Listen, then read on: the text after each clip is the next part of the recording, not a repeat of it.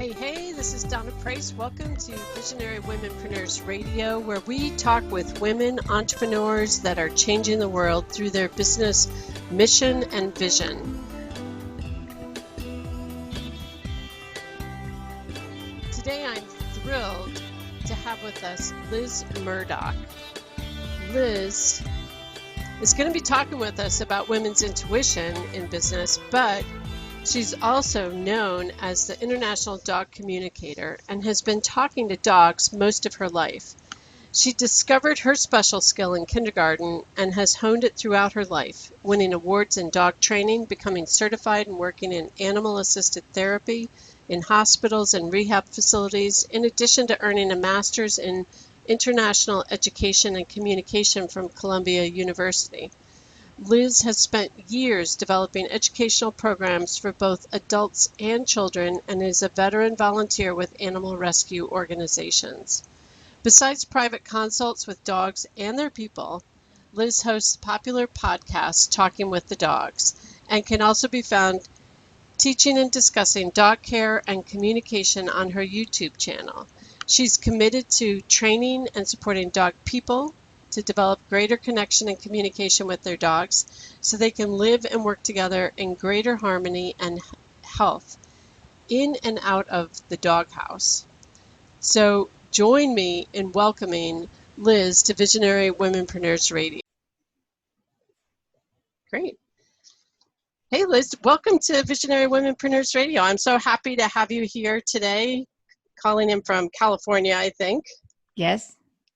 And it's great to talk with you and learn about your business, Talking with Dogs, which is, you're the first dog talker I've had on the show. Yeah, there's not a lot. Yeah. So I'm curious to know how you came to starting a business and what gave you the idea for your business. Because it sounds like you've known about your dog talking, and there's a dog. Is that a dog? There's a dog. She was looking for a place, and I could tell she wanted on my lap, so she's going to take a nap here. Yeah, mine might come push the door open. There she is. She's going to just take a nap. So go on. Yeah, mine might come in at some point too. If she's not outside, I'm not sure where she is, but she pushes the door open and makes her way through every once in a while. So tell us how you got started. What gave you the idea for the business and your vision for the business and how you started out? So I've been talking to animals, understanding animals, I should say, since I was little. And it wasn't anything that I thought was anything out of the ordinary. And because kids are that way. In my work with kids, I'll notice things about them that they just have no idea because they're just in a different stage of life. Yeah. So as I got older, I worked with dogs. I had done dog training. I worked with one of my dogs doing animal assisted therapy. And I looked at him one day, and that's when I had my aha moment. It's like, wow, there were a group of us, and I thought, I can tell what he's thinking. I know when he has to go to the bathroom, when he's thirsty, just by a blank look from his face, I could understand what he was thinking, whereas the people next to me had no concept he was communicating a message. So that I had that awareness. And then I did other work with dogs. I evaluated them for rescue for many years. But it was when I took an animal communication class, like a fun, like intro to animal communication, that I live in Los Angeles, so there's all sorts of classes you can take. Yep. And so I took that class, and I sat with a woman. Part of it was you turn to your neighbor and you practice. And so I looked at her dog and she looked at mine, and she told me some basic things. And I was sort of like, okay, well, that's interesting. And then when I did it with her, I was like, oh, wow, I'm getting all this information. Because usually I'd done it when I was with the dog, but that was the first time through a picture. And I said, you just changed your dog's food. It misses something that you're not giving it. And she's like, I said, really want you to keep putting it back. It's like chicken or something. And it was a chicken breast. She had stopped doing it. And she said, yes, you're right. So I saw her a couple of weeks later, and I just ran into her. I did not know this person. And she's like, oh my gosh, you've changed everything. And she gave me all this positive feedback. And I was like, wow. And so I wanted to keep doing it because I like helping the dogs, and I liked helping her shift her relationship. And so I kept doing it and I kept practicing, and I would come home from, like, I was at my neighbor's house and she has a dog, and I came home and I had 9 requests by the time I got home and picked up my phone with people sending me pictures of an animal and saying, this is Casey. Can you tell me what she's thinking? I really need your help. And I was like, oh, wow. And it was, I had a lot of referrals. So it was in that I thought I could do this as a job. I thought I started exploring that. So that's what triggered, was that aha, was all these referrals. And then from there, as anybody starting a job, there's a learning curve on what does that mean for me? Right. Definitely. I find so many people that start their business because of their passion, and then they're like, there's all these other parts to a business. Yes. There have definitely been more than a few days where I was like, this doesn't matter whether I'm talking to a dog or making cookies. This is just about setting up a business, and I need to do all these fundamentals. Yep. So that's been a lot of the last year, is figuring out how to do a business, because I've never done a business in the way I'm trying to do it now. Yep. Yeah. It's, I think that there's a learning curve for a lot of people, whether they're making cookies or an electrician or whatever they are. Mm-hmm. And each of those pieces become important to being successful, which is probably part of what I heard. Yes, I was at a talk one day. It was a fashion show, and Rebecca Minkoff, who's a fashion designer, she was giving a talk about her business. She said that she went to New York and wanted to sell create and sell fashion. And she said she started doing it, and she said it was really hard and she wasn't doing as well as she would have liked. And it wasn't until she hired her brother, who had an MBA, that she had a partner to help her run a business. And when she got smart and how to manage the money and where you invest the money and all of that, she created a fabulous business for herself. Yeah. So I always remembered that. It's like, okay, if I'm going to do this, it doesn't matter how good I am in helping people or talking to a dog and people find it entertaining, whatever the reason is. If I'm not smart about, every $100 I make, where am I putting it? I'm going to be out of business. Yeah. Yeah. Very cool. So when people connect with you, like, let's talk about like being a woman in business, but like, is your ability like women's intuition, or is it different from that? So my ability is also women's intuition for me, definitely. Yeah. And it helps me in many ways aside from the dogs. But my business is focusing on the dogs, and even not just animals. People say, well, can you talk to cats? And yes, I can talk to cats. I can talk to any animal. I have clients that I do see for their horses and their animals or their snake. But my business, I say I talk to dogs. And people have come to me and said, can you help me talk to dogs? And I mentor people.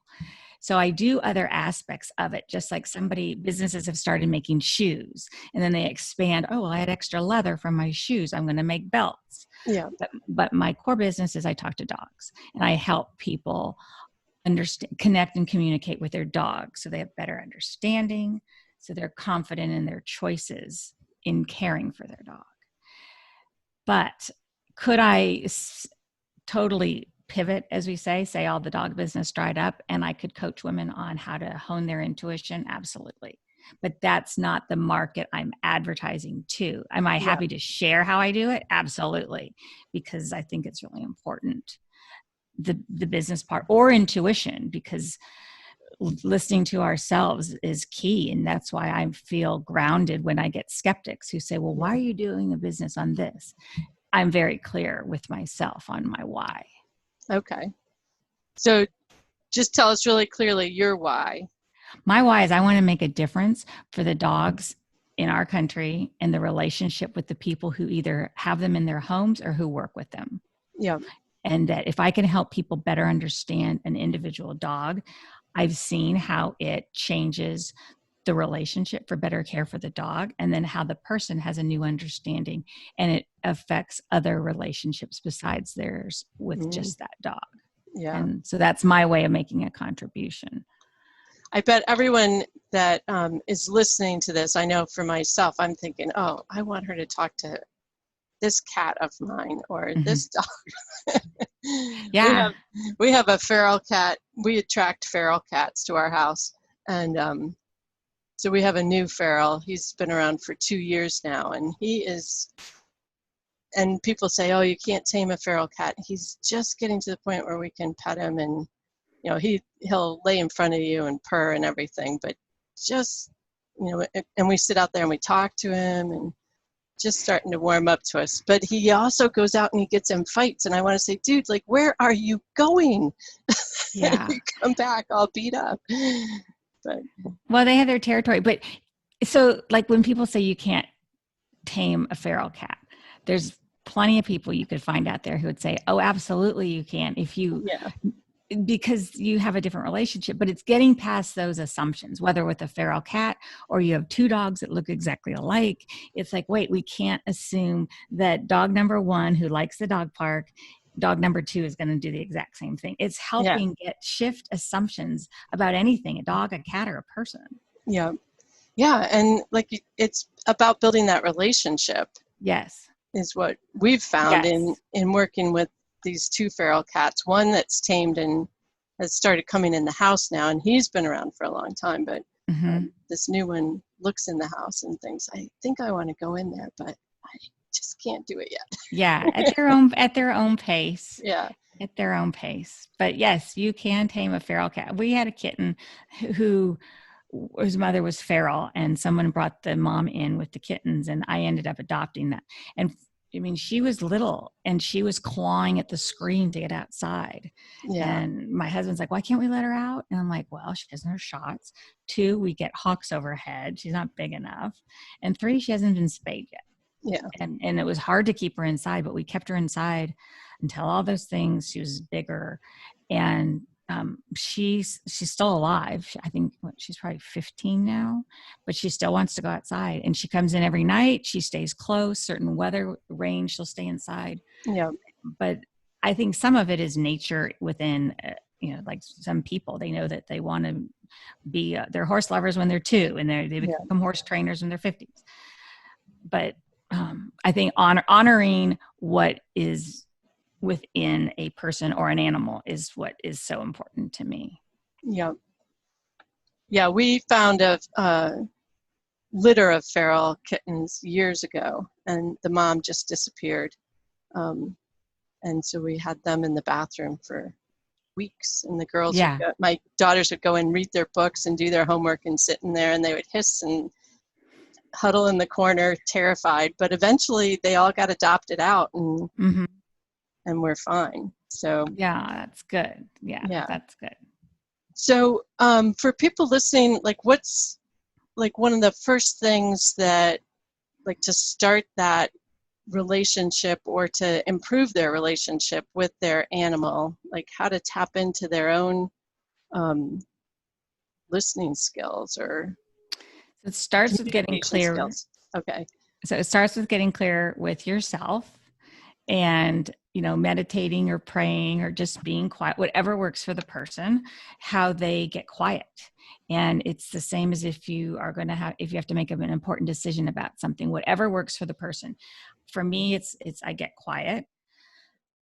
I sort of clear everything out of my mind and even my body. I just get my body in a position where I can receive. I'm not uncomfortable. If you're hot, if you're to the bathroom, if you're thirsty, you get everything clear. So you're at your best with your mind and your body all in alignment. Then you get quiet, and it's tuning into yourself and saying, okay, I'm clear. I'm not, and it's like emptying a glass. It's all, my mind is cleared. So then I do that, and then I can reach out to the animal. And you can do it with people. I used to teach active listening.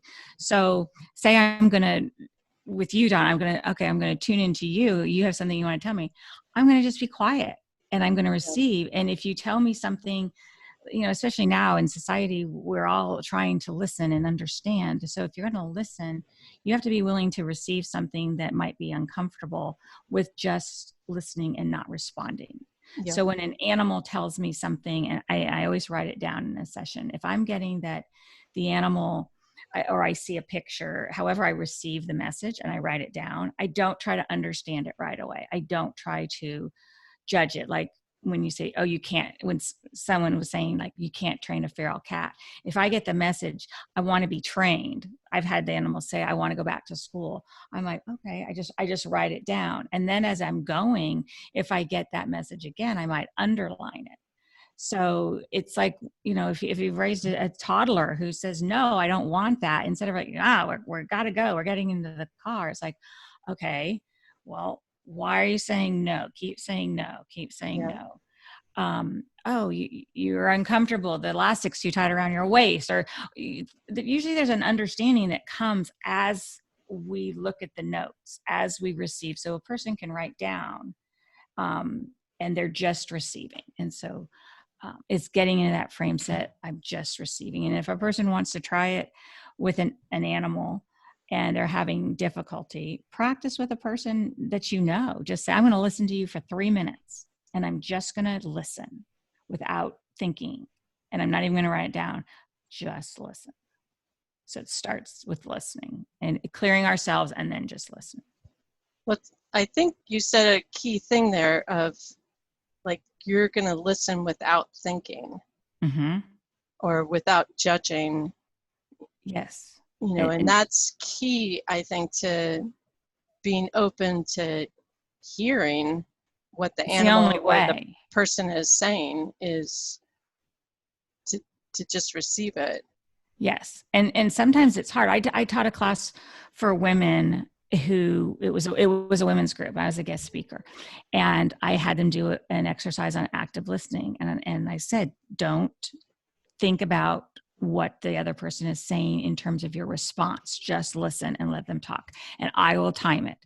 And then then you're going to switch. So like I would listen to you for 3 minutes. You listen to me for 3 minutes with no talking.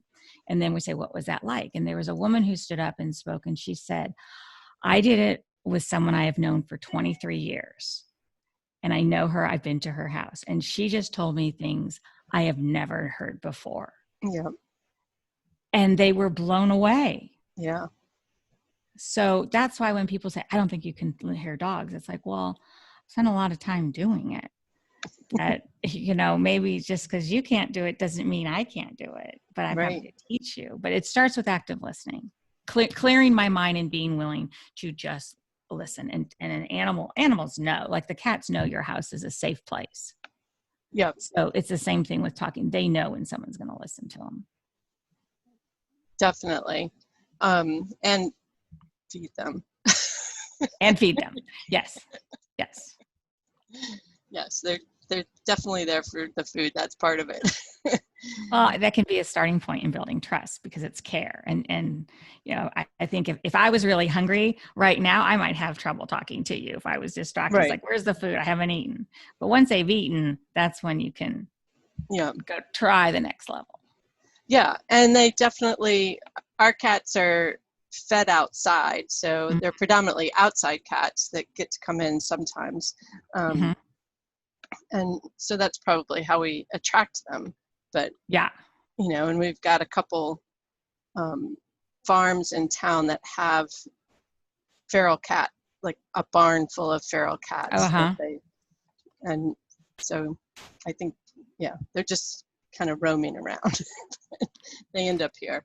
And we feed a raccoon and a possum and a couple other animals and they all hang out together outside. So they figure it out. They do. They figure it out. There don't seem to be fights or anything with the other animals that come about. So it's all good, I guess. So your business is unique in that it's something that to most of us feels foreign. Like you can't talk to animals. Right. People don't do that.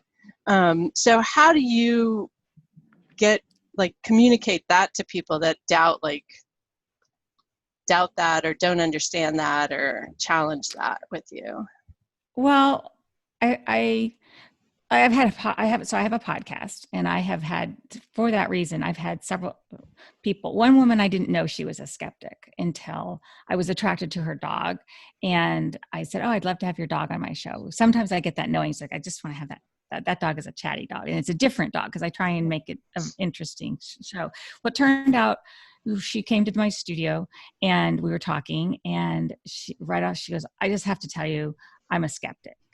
And I go, "Okay," because I'm not afraid of skeptics. I mean, I'm Yeah. going to give them information and they can receive it or not. And she was very moved. And that dog told me some stories that obviously there's no way I would have known. And the episode with Katie Cable. She's a pet blogger. Okay. And she was in tears, and I had pictures of the dog's experience in the shelter. I told her about when she decided to adopt this dog, and that the dog had been sick. And she was like, "There's no way you would have known about this because I don't talk about this." And I hadn't researched the dog stories to try and figure out.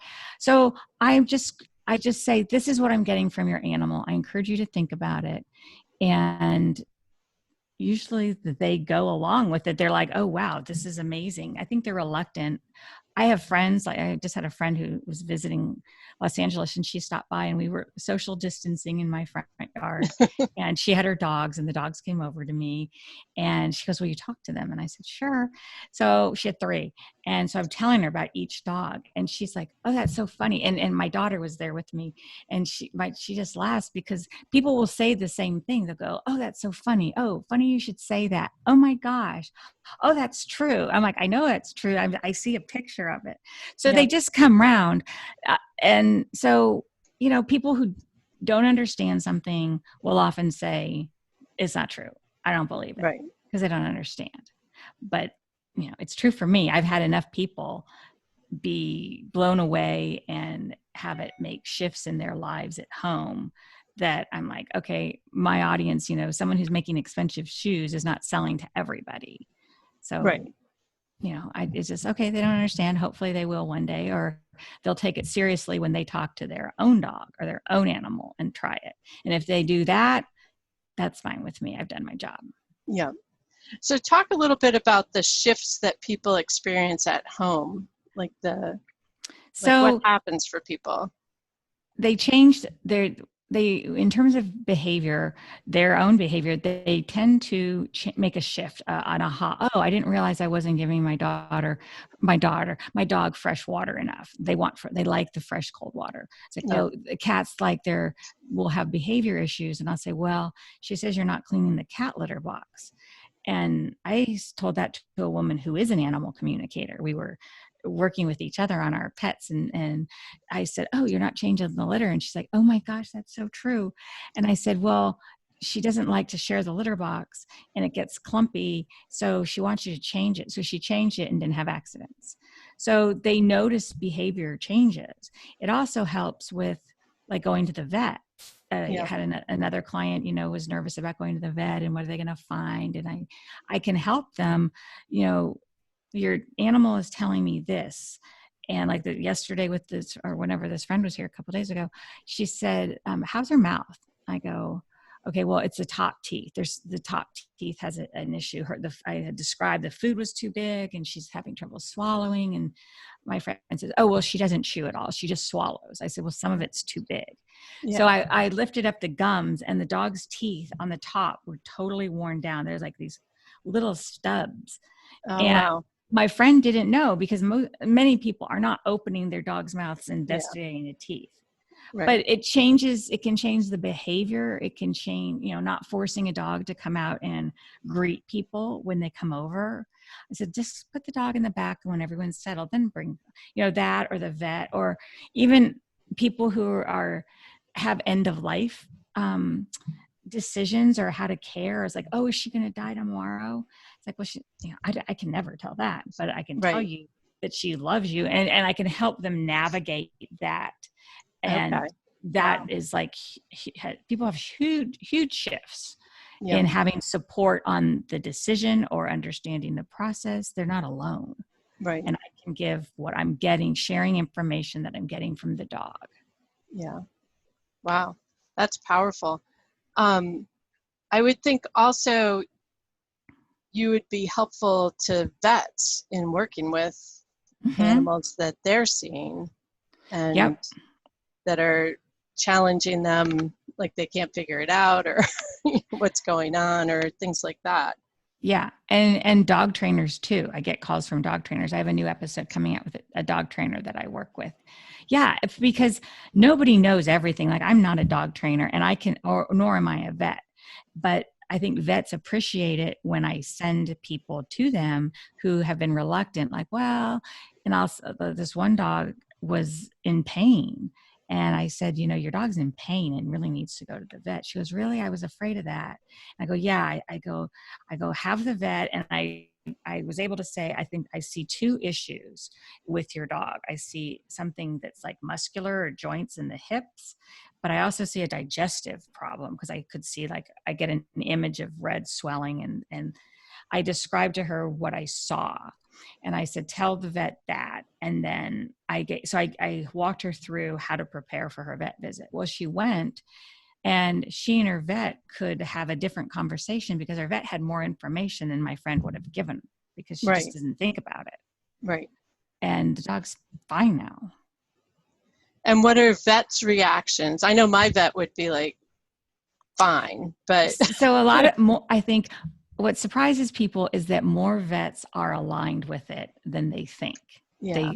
They're interested. They'll hire me. They will take notes. They'll do it, but then they'll come back and they'll say, "Oh, the vet said fine. What did she say?" Because the vets want to help the dogs. I mean, they devoted their lives to helping animals. They're not out to take your money. So they tend to appreciate it when people come with more information. They're a little open to it. I think just as in any business, that they may have had a incident with an animal communicator who wasn't as specific. So they're like, yeah, well, that's why I try to be as specific as possible. And I know other animal communicators who also try to be specific. And also vets appreciate that we are not trying to diagnose. And so I think that there's opportunity for more vets to include that in their offerings, but they're dealing with medical issues. So they're not going to turn someone away who's been to an animal communicator. Is it they're going to be their first choice? I don't think we're there. I think if an animal is clearly sick, they want to do their work, what they're trained to do. Right. Yeah. But I've never had anyone say, I'm not listening to your vet. People more often say, my vet was surprised. And I have worked with vet, like my own vet. He's great. He loves it. He's like, wow, this is great. This is so powerful. Yeah, I think my vet would love it. Yeah. He gets down on the floor with my dog and wrestles with her and then says, oh, she's so wild. And I'm like, you think? Yeah. Yeah. They're just trained in a different way than I'm trained or anyone else. So if we can help them get information to make an animal better, I mean, they certainly, then I think most of them I've talked to are open to it. And I think that their concern is make sure that we're not diagnosing. Right. But I just try and support the vets. And do you have vets that participate in the training that you offer? So some do, or they're interested. Cool. Right now they're packed. Are they taking classes themselves? I don't know a vet who is taking classes yet. I've had interest for sure, but they're interested in having their staff learn more is what I've encountered. And I mean, they're so busy. Vets are like so busy. Yeah. So I don't know that they're doing that. It's like me taking a class in dog massage. It's like, I like it. I've done some, I can do some energy healing. Am I certified to do dog massage? And when I set up shop and charge someone? No. Yeah. No. So I think vets are sort of like that. They're interested to talk about it, but I think that they're focusing their time on other things right now. So what are some important lessons that you've learned kind of along your journey of being in business and being in a unique business that sometimes needs explaining?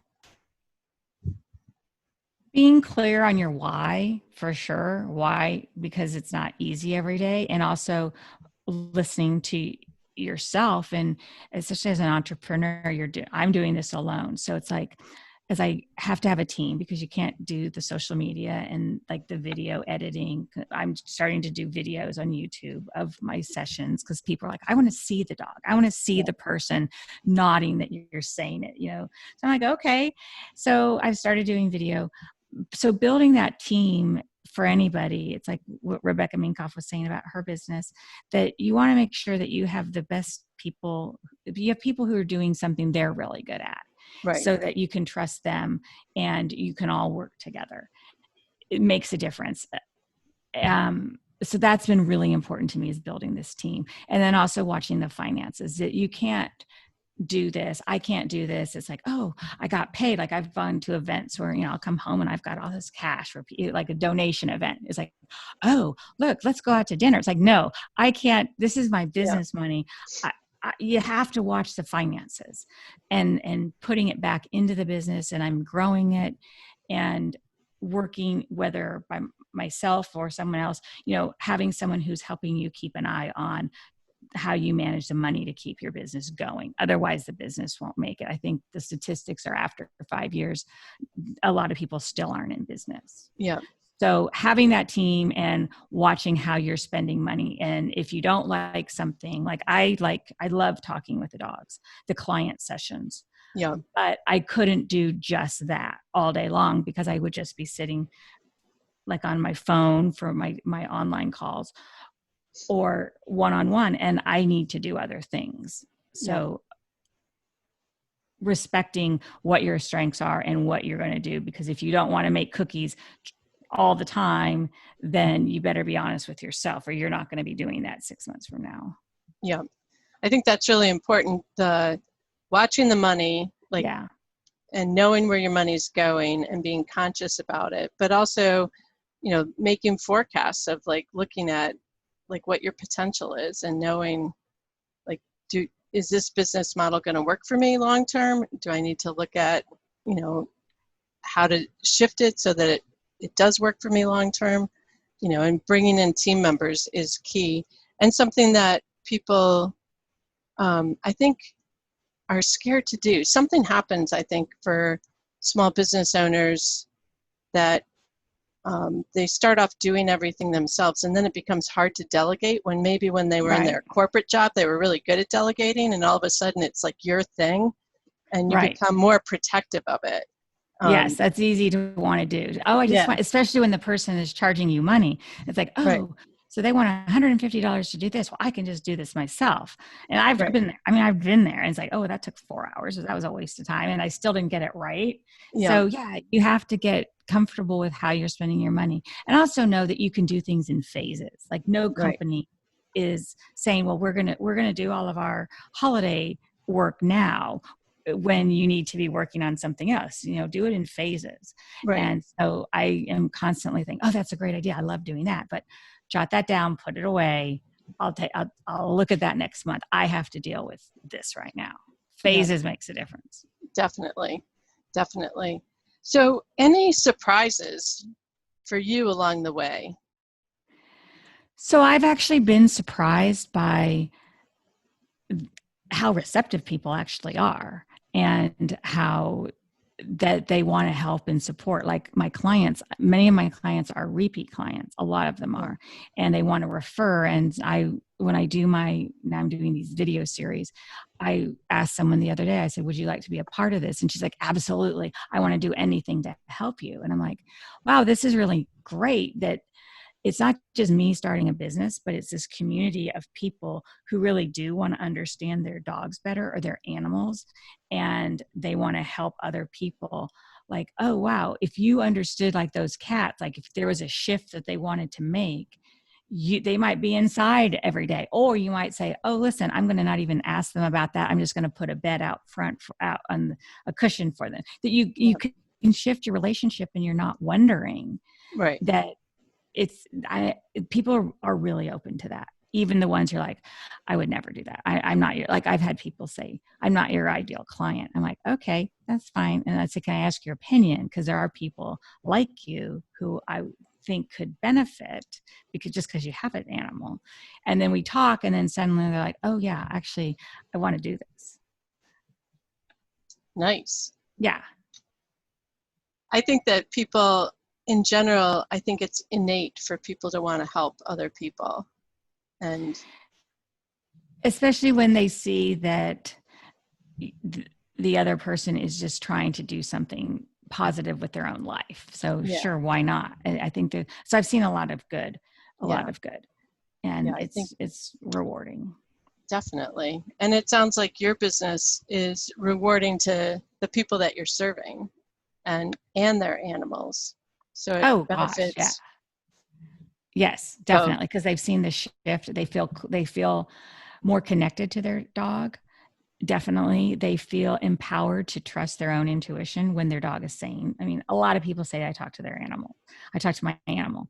And so the biggest thing is trusting what they're getting. And if I can help them do that and they don't need me, that's fine too. I can't talk to every animal.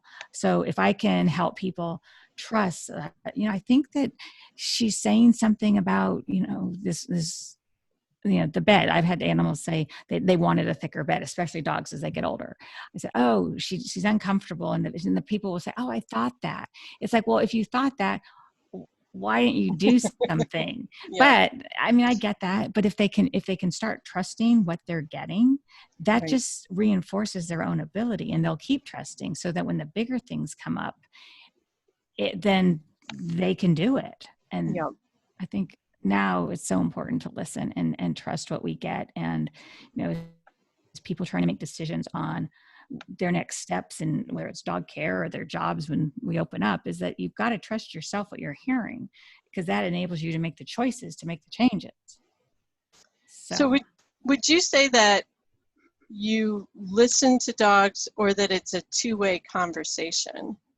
It's both. So because I can ask for clarification. So I can ask a dog, I always end a session with, what would you like your person to know? So sometimes, it's, I love you. And then, because the skeptic, people want more than that. Yeah. Some people really want to know that. They don't know that their animal loves them. So then I will ask the dog, okay, I get that she really loves whoever. Can you tell me something specific of why you love them, or what you love? So I'll ask a question, and it's like focusing a camera lens, that I love you came, and then I'll ask why. And then I might get a picture of them snuggling in bed. I'll say, oh, I see this fluffy comforter, or, oh, I see you on the couch with this thin brown blanket. And your dog is showing me that he loves the time that you spend together doing this. And then the person is often in tears, or like, yeah, you're right. Or they understand that the message really is coming from the animal. So when I can ask a question, and then it's like focusing, and I'll get a clearer picture. Sometimes I'll get an audio sense of, I'll hear a message, or I'll get a feeling, or I'll hear the sound. Like a couple dogs, they love mornings in the bathroom when the woman's getting ready for the day. They like the sound of the shower. They like watching her. Yeah. I'll get those kinds of things. So I can ask a dog a question, and then I will get an answer in a different way. Okay. So it is like a conversation. So if a dog is doing something, can you say, hey, you need to cut that out? So it's a conversation. I can't tell the dog to change a behavior. I have an episode coming out with a lost dog where I worked with dogs that have not come home. One dog that did not come home. I can talk to the dog. I can say, she really wants you to stop, but that is between the person and the animal. Mm-hmm. The relationship, to stop doing something. I guess like a marriage counselor can tell a couple, do you hear that he doesn't like such and such? Do you hear what she's saying? It's more like that, okay, you don't want your dog to bark at the window. And then I can say, well, the dog says I'm doing a good job letting you know that someone's walking by. Yeah.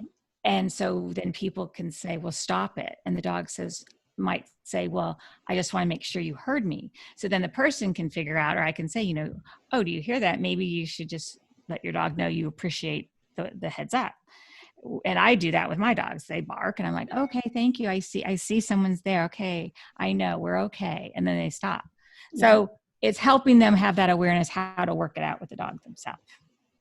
Okay. Yeah. Cause I could see that, like, sometimes the dog barks and you're like, no, no, no. And then the next time the dog doesn't bark and I'm like, you couldn't bark and let me know that.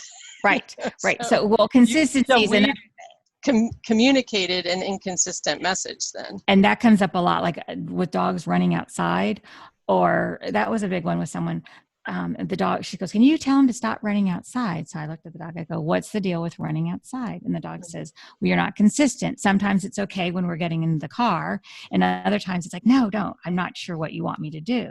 And she's like, oh, I didn't realize that. So yes, consistency is a big thing if someone wants a dog to change a behavior. Yeah. Are you being consistent and letting it know you don't appreciate it? Well, I think that's really like a big insight for me. Like, yeah, I'm probably inconsistent in what I'm asking the dog to do. Right. Even though I don't feel that way. Or sometimes you're not aware of it. Like if you want those cats to come inside, just be aware of when next time a cat is looking inside, what is the cat seeing? If the cat is seeing another animal that's crazy or the music's really loud, the cat's probably not going to come in with really loud music. Yeah. If it's quiet and peaceful, the cat might come in. So if you want the cat to come in, always have it quiet and peaceful. Yeah. So it's setting up a situation. Some animals want a lot of structure. Other cats might just come in, but it sounds like this cat, there are reasons why he or she's not ready. Yeah. Yeah. They're characters, but we like them all. We like when they're missing for a couple hours, it's like, have you seen Bear? Have you seen Bear too? Where is that cat? And so even though my kids would say, I don't like that cat, as soon as he's not there, everybody's looking for him. Okay, so that's another thing. If kids are saying that, the animals are picking up on that. So why would an animal come inside that knows the territory and the lay of the land outside if there's a kid inside saying, I don't like that cat? Yeah. So that's an energetic thing. And I know that's sort of like, well, what is she talking about? But the cat's not going to feel welcome if someone's saying, I don't like that cat. Yeah, and I think, well, with this last feral cat, we call him Bear too because he looks like the other cat named Bear. It's this slow shift of the relationship of like not hissing and swatting when you go outside to like rubbing up against your leg, but it's been this 2-year process of, sitting out there talking to him, getting him closer and closer. And so eventually he will come inside, but and everybody inside will shift eventually to like, yeah, come on inside. But so it's also intention. So if the people shift sooner, like everyone stops saying, I don't like Bear. If people shift sooner, it may speed up the process. Like it's like with people, if you see someone every day walking down the street or, when you go to the mailbox or wherever, and you just smile, you say nothing, but you smile. It's like, oh yeah, we sort of know each other. Then you start saying, hi, how's your day? Like you mean it. Then the relationship changes because you're getting connected. And it's same like that with animals. If you shift sooner with the animal may connect sooner because there's an invitation to engage. Yeah. So many things we could talk about. Yeah. My dog and I had an encounter with a coyote years ago. I would love to know what my dog thought about the encounter. I was proud of her, but yeah, those are all things that come up. I mean, because the thing is putting the assumptions away. Like a dog might not be scared of a coyote, but they can feel if you're like, oh my gosh, what's going to happen? So now the dog is dealing with this new change in the person. And also this is, oh, I haven't seen a coyote before. Who is that? That smells different, has a different, they're assessing a situation, but now suddenly they're also assessing the person who they know and love, who is also acting in a new way. So now they're like, oh gosh, what do I do? Yep. I'll tell you what she did. She just walked in circles around me, didn't make a sound. So a Mm-hmm. dog that barks at everything, squirrel, cats, bear in the yard, barks, barks. Coyote on the trail. We got followed for over a mile by this coyote. And that dog just kept circling. And the coyote called for other coyotes or, Uh-huh. whatever. Or that's my perception. Oh my Well, it God. could, But the yeah. dog did not say, like the dog's next door, she's like, let's play, let's play, let's play. Mm-hmm. Didn't say that to the coyote. Didn't challenge, like didn't growl, didn't challenge, just circled, like just Circle. walked around me. Yeah, claiming you. Yeah, But I wonder, because part of it I think is like thinking, projecting about the coyote, is that if there was another dog, like in Los Angeles, we have a lot of reactive dogs because yeah, there's dogs that are left inside a lot and people go, and so they may have a close bond with their people, but they're not as socialized with other dogs. So we have a lot of reactive dogs here. And so if you're walking down the street with your dog and you encounter a reactive dog that is walking down the street, that doesn't know your dog, that hasn't been around other dogs, and that dog starts barking, your dog might also react in a different way. yeah, Not because it's like coyote, but because it's a dog that is like freaking out. yeah, So that's why it's fun to go deep with someone, with the dog and say, okay, well, tell me about this. What do you remember? They yeah, might say, well, she was a nervous wreck. I needed to do something to calm her down. yeah, Or I was scared to death, because it sounds like if your dog was scared to death, it probably would have behaved in a more scared way. But it right. was in work mode. Yeah. Yeah, So she's a husky shepherd mix, so she looks like a wolf yeah, herself, but But other people have encountered this coyote it's on a rail trail, uh-huh. and my dog's always on leash. She's in it because she'll take off. But other people have had their dogs off leash, and their dogs just took off, and Yeah. then it was them and the coyote. So the coyote, and people have encountered it with their horse and been Mhm. tracked by the coyote, but years ago. I haven't read about it in a while, but Yeah. Well, it's yeah, interesting. It's fun going deep with the dogs because they say things that surprise the person. I did a podcast with my daughter. She says, well, can I do it? And I go, okay, well, that would be interesting. People can hear what my daughter, who's grown up with me doing this, she would sit in the yeah, car while I would go do an evaluation, or sometimes she would come with me and just watch. And so I said, okay, that would be interesting. Like for the skeptics who, what's her opinion? And she was 18 when we did it. And so I interviewed her talking about what it was like growing up with me, talking with all these dogs and what she'd seen and all. So she talked about that. And then she said, will you talk to the dogs for me and see what they want to say? And I'm like, okay. I told her things. And this is a girl who gets tired of this sometimes. Like, yeah, yeah, she says this. So anyway, I have 3 dogs. So I did each dog with her. And I said, Teddy says this, Wolfgang says this, Honey says this about you. And she was wide-eyed and like, oh my gosh. She was shocked. Teddy told yeah, me things that I didn't know about her that people had told her. And she was amazed. So that was yeah, pretty fun. That was yeah. pretty fun to see it. Yeah. I think it's one So of the great things of being a woman business owner is having our daughters see us be in business. definitely.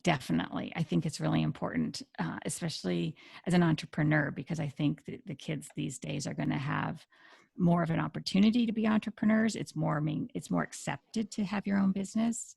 It's not like, Definitely. what, you're going to do your own thing. You should go get a real job. How are you going to support yourself? How are you going to pay Yeah, your bills? Like a lot of women are paying their bills just fine. Yay. yeah, But for the girls to grow up seeing it is as if it's nothing out of the ordinary, and that like now we're having to stay in our homes more, that they can still be empowered to do something. We're not trapped in our homes. We are in yeah, our homes and we're able to do something. And she's seen that. yeah, So I think it's very empowering for even the boys. I think just for yep, kids, the moms working and figuring out how to do it. yep. I do too. So we're just about out of time. Where is a good place for people to get in touch with you if they want to schedule an appointment or follow what you're doing? Where's their best place? So they can go to my website, It's www.talkingwiththedogs, and everything's there. They can email me at hello@LizMurdoch, Murdoch. And when they're on Talking with the Dogs, you can find my podcast there. I'm on Instagram, Talking with the Dogs, YouTube, Liz Murdoch Dogs. And if you can't find something, go to the website, Talking with the Dogs. Everything's there. And we'll have that information all in the show notes so that people can just scroll down and get that.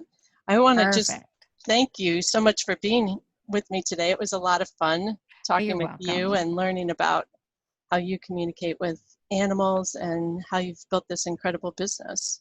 Thank you. I appreciate it very much. And I wish you all the best. You're doing a lot. I enjoy listening to your podcast. Oh, thanks so much. Yeah. Well, thanks for being here. And I encourage people to get in touch with Liz at her website and see the links below. Thank you. Thanks for listening to Visionary Womenpreneurs Radio. We can be found on all the major podcasting platforms such as Spotify, Google Podcasts, iPodcasts, Overcast, Stitcher, and Anchor, our host. I encourage you to download the platform that you love and listen to Visionary Womenpreneurs. Hit that subscribe button so that you don't miss an episode. And thanks for being one of our valued listeners.